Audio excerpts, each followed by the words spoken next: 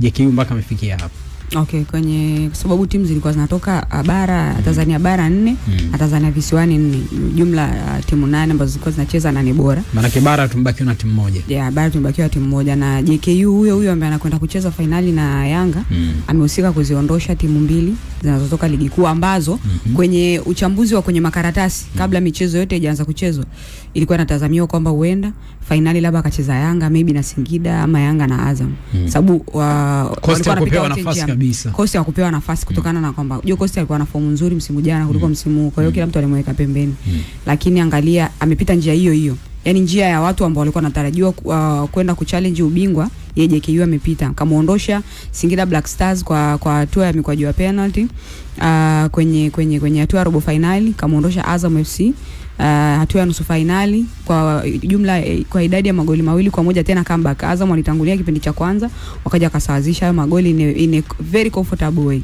Kwa hiyo inakupa picha kwamba ni mpinzani mwingine ambaye ni wa tofauti. Na kuna ni hata mechi ambayo atampa Young Africans itakuwa ni mechi ngumu.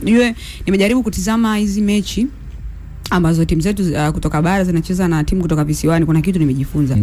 Nilichojifunza ni kwamba timu nyingi zinazotoka, I don't know, labda ni kwa sababu ya hii michezo, sababu unajua unapocheza mchezo wote wa knockout stage na mchezo wa ligi inawezekana ikawa kuna ladha tofauti. Kwa sababu unapoendea mchezo wa knockout ni dakika 90. Kitu nilichojifunza ni kwamba timu ambazo nimeziona zikicheza kwenye hii michezo ya kombe la muungano zinajua sana kuzuia. Zinajua ni namna gani ambavyo unapaswa kucheza, unapaswa kuingia mchezoni unapocheza na hizi timu zenye ambazo zina quality kama Young Africans, maybe Azam, kwa sababu ukijaribu kuangalia hata JKU the way ambavyo wanazuia, ukijaribu kuangalia Zimamoto ambao wametolewa the way ambavyo wanazuia kwa aina tofauti. Ujue kwenye ligi yetu hizi timu nyingi za madaraja ya kati zinazuia zaidi man to man. Yaani mimi nitadili na wewe. Kwa maana unakuta wanafanya fouls nyingi sana, lakini ukijaribu kuangalia hata jana Zimamoto walipokuwa wanazuia zaidi kwenye nafasi. Wanakaa kwenye njia za pasi. Unajua kabisa pasi hapa itapita. Maana wanakaba maeneo. Wanakaba maeneo, na hiyo ndio njia bora ya uzuiaji, kwa sababu unapocheza na timu kama Yanga ambayo wachezaji wao watakuwa wanafanya rotations pale juu. Kwenye makaratasi inawezekana ukamuona Max kama winga wa kulia, lakini kuna nyakati utamuona na drop deep kuchukua mipira, kuna wakati anacheza nyuma ya mshambuliaji, kuna muda utamuona kwenye half space ya kushoto. Yaani anakuwa yuko maeneo tofauti. Kwa hiyo ukiingia na njia ya kukaba man to man means kuna nyakati ambazo akidrop chini utamfuata. Ukimfuata nyuma unatengeneza magepo ambayo at the end of the day inaweza ikapelekea ukaweza kutengeneza zile corridors na kuweza kuwasababisha wakatengeneza nafasi. Kwa hiyo kwa namna ambavyo JKU nimejaribu kuona the way ambavyo wanacheza zaidi, kwanza anachagua vita zao. Wanajua kabisa tunakwenda kucheza na Young Africans, ni mpinzani ambaye ana quality kubwa, amepossess quality kubwa kwenye eneo la ushambuliaji kuliko ya kwetu. Kwa hiyo njia gani ambayo tutaitumia tutakaa zaidi kwenye eneo letu. Na the way ambavyo wanazuia, kuna wakati unaona nyuma wanazuia paka wachezaji 5. Whether atatoka kiungo, sababu kuna wakati acheza viungo wawili pale katikati. Whether atatoka kiungo mmoja kutoka katikati kuja kudrop hapa katikati ya wale mabeki 4 na kuwa mabeki 5, au kuna nyakati hao viungo wanabaki hapa katikati kwa hold zile positions zao, kwa sababu Yanga wanapokuwa mara nyingi Yanga wakiwa wanashambulia wakiwa wanafanya build up yao, wanapo progress build up wanaenda pembeni, alafu wanakuja katikati kwa kupiga zile hata goli walilofunga jana. Yes, goli walilofunga jana wanapita hapo katikati. Kwa hiyo kuna nyakati watabaki viungo wawili hapo katikati, then hao mawinga watakuwa wanashuka zaidi karibu na mabeki wao wa pembeni ili kuwanyima sasa, ili waweze kuzuia eneo kubwa, sababu Yanga wakishakutana na mpinzani ambaye anazuia zaidi kwenye eneo lao, utamuona Izra pamoja na Kibabage let's say au Boka wanatanua zaidi pembeni ya uwanja, kwa sababu wanamlazimisha mpinzani, wanalazimisha wale mabeki wa pembeni concentration yao ibakie kwa wale winga. Kwa hiyo ina maana kama wanacheza na mabeki 4, mabeki wa pembeni concentration yao ikiwa kwa wale wing backs ambao wanasogea juu, ina maana wanatengeneza corridor kwenye zile half space. Kwa hiyo unapozuia na watu 5 it means kwamba hata hawa wing ama full back wako wana concentrate na wing backs wa Yanga hapa katikati kuna watu 3. Kwa hiyo ina maana unafunga zile njia za pasi hapa katikati, na maana inakuja sasa unaona hata goli ambalo lilifunga Yanga ilihitajika akili ya ziada ya Max, ule mpira alishuti nje ya penalty box. Jaribu kukuonyesha namna ambavyo mchezo wa Zimamoto na Young Africans ulipokuwa na inawezekana unafanana na mchezo wa kwanza ambao Young Africans walicheza katika hatua ya robo finali, ingawa bado Young Africans ana possess hiyo quality. Jue JKU ukimtazama mtazama na Yanga, inawezekana amezidiwa kwenye mazingira mengi sana ya nje ya uwanja na ndani ya uwanja. Kwa hiyo lazima atafute kitu gani kitampa difference ambacho atakitumia sasa kama loophole kwenye kiwanja kwenye mechi ya kesho. Okay, anyway, mabadiliko ya kikosi kwa upande wa Yanga. Mfano jana tumeshuhudia scenario kama za Msheri.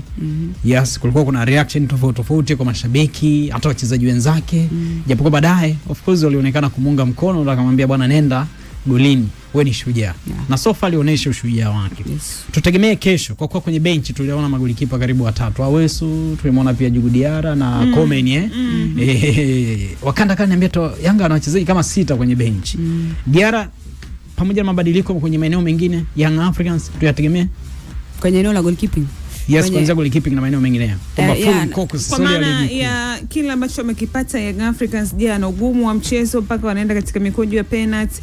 Mabadiliko kikosi waliyofanya wachezaji walichanganyika na ambao so regular starter kikosi hiko. Kwa hiyo kwenye finali na aina ya upinzani waliopata jana tutarajia kuona kikosi ambacho huwa kinacheza mechi za maamuzi huku kwenye ligi kuu. Sitegemea hilo. Nategemea kukiona Young Africans still ikifanya rotation. Ingawa kwenye eneo la goalkeeping naamini kwa sababu Miludi Hamdi ni kocha na anafahamu namna gani kumtengeneza mchezaji.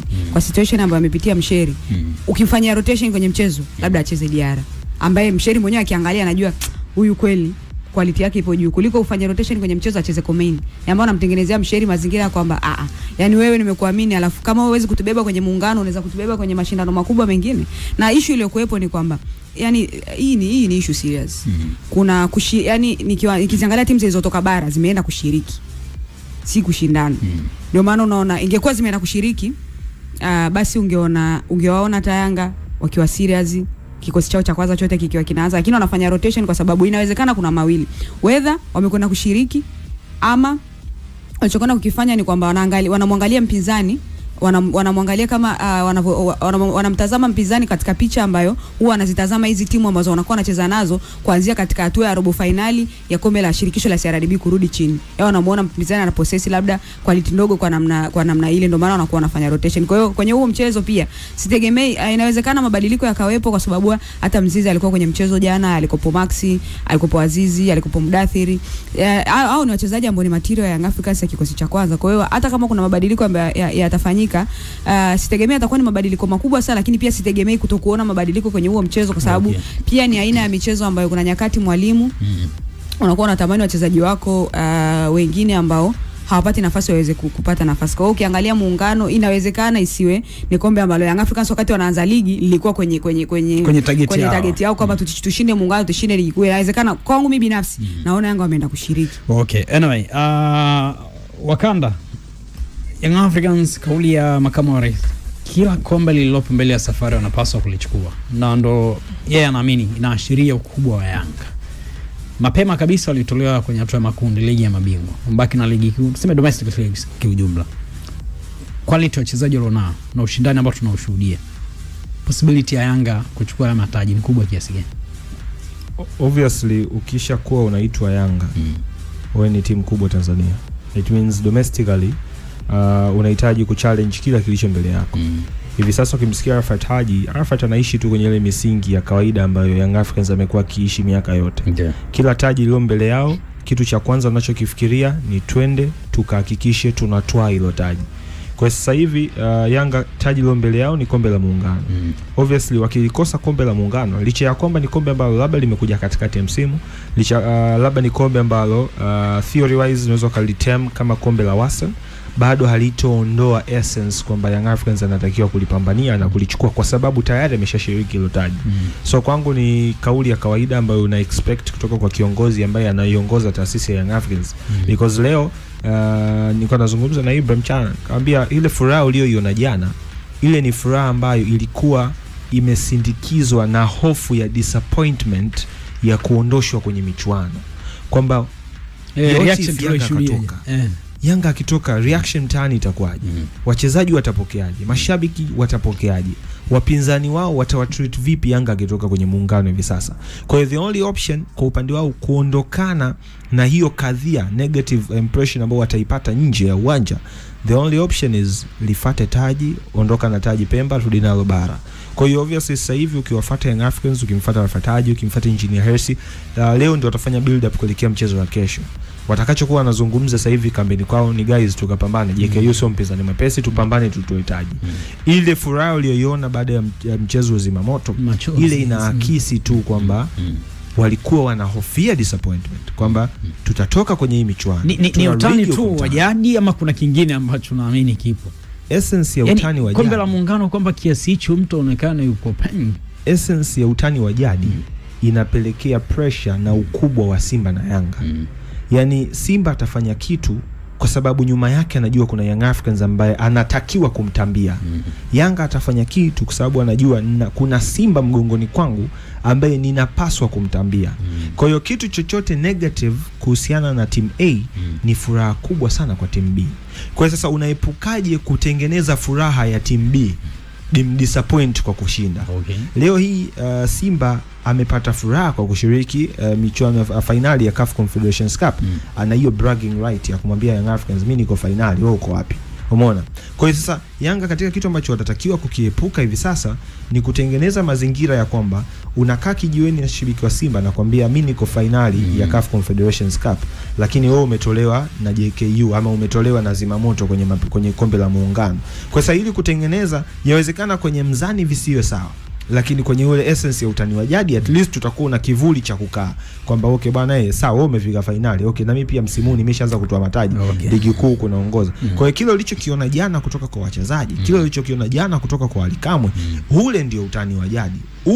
Ile ndio pressure ya kucheza Yanga kwamba na kuelewa kwenye ngo moja wa kanda ilitokea hapa Yanga alichukua ngao ya jamii, kachukua ligi kuu, kachukua na kombe la TFF. Wao wakatemu kama ni treble.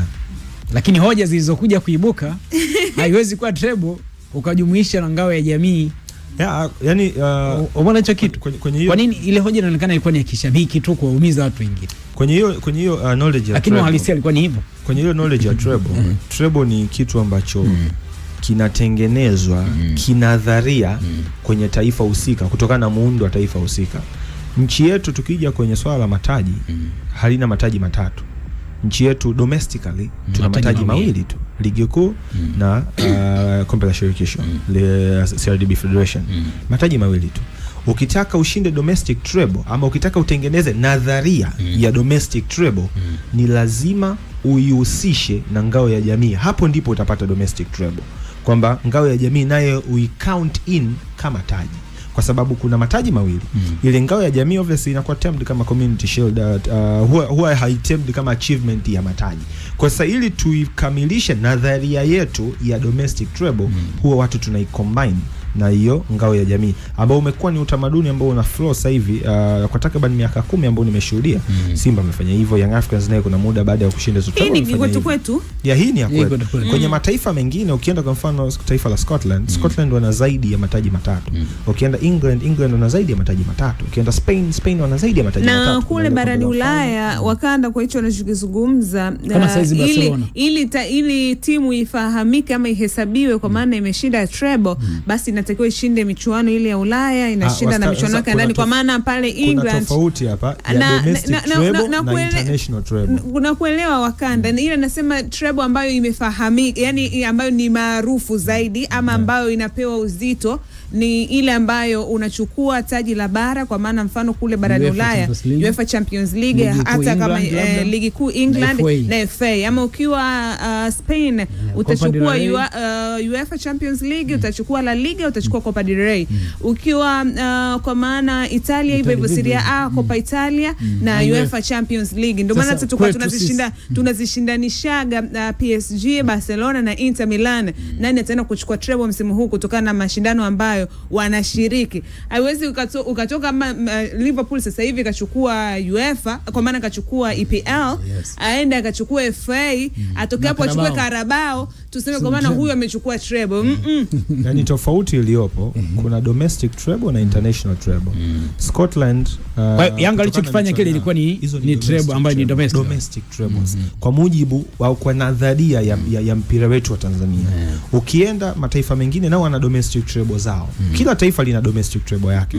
Kwa sisi kwetu Simba na Yanga kwa nyakati tofauti wote wawili wameshawahi kuattain hizo achievement za domestic treble kwa kuishi kwenye nadharia ya mataji ya mpira wetu. Judgment ilikuja hapo, inakuwaje mnacheza ngao ya jamii, bingwa wa ligi kuu na bingwa kipindi cha nyuma tulikuwa tunacheza bingwa wa ligi kuu labda na bingwa wa kombe la TFF. Na brain hapo inakuwaje treble taji moja mmeshindana wawili tu? Kwanza ili iwe domestic treble inapaswa hayo makombe ambayo mnashindania matatu yawe ni major trophies. Ngao ya jamii sio major trophy. Kwa sababu ngao ya jamii haijawahi kuwa major trophy hata siku moja. Kwa hiyo kiuhalisia ni kwamba labda tutengeneze tu. Na angechukua labda CAF Confederation Cup. Bado kwa ila ligi ya mabingwa, kwa sababu hata Ulaya penyewe ukichukua kwa mfano Europa na makombe ya nani bado sio international, ila akachukua ligi ya mabingwa hiyo sasa ndio. Kwa hiyo akachukua ligi ya mabingwa, of course Afrika, ligi kuu na kombe la TFF. Hapo sasa unajua tungejaribu kuitengeneza kwenye mazingira tu ya Kiafrika, lakini kwa inavyofahamika na kwa ninavyofahamu Ulaya ukichukua Europa tu penyewe haihesabiki kama umechukua treble. Lakini pia ngao ya jamii haiwezi kawa ni haijawahi kuwa ni major trophy. Okay, Mwananchi Young Africans ni bingwa mtetezi mataji ya ndani, tunazungumzia ligi kuu na kombe hilo la CRDB. Maboresho ni sehemu ya kitu ambacho kinatajwa kwa sasa ndani kwa Mwananchi Young Africans. Jana tulikuwa nasikia Simba kwamba sio wachezaji karibu 4, Cretesus Magori, si unakumbuka madam wachezaji 4 wanaweza wanajenga kikosi. Simba si wanajenga kikosi jamani. Simba anajenga kikosi, Yanga anafanya maboresho tu kwenye maeneo ya msingi. Nani anakuambia Yanga anajenga kikosi? Brain. Yanga anaboresha kikosi. Simba ndo anajenga kikosi, na Simba huyo ambaye anajenga kikosi, mashabiki wa Simba waliungana kwenda kumshtaki Fadlu Davis kwa sababu anachokizungumza na uhalisia ni tofauti. Huku mbele za watu wanasema ajenge kikosi, kumbe ana nia ya kuchukua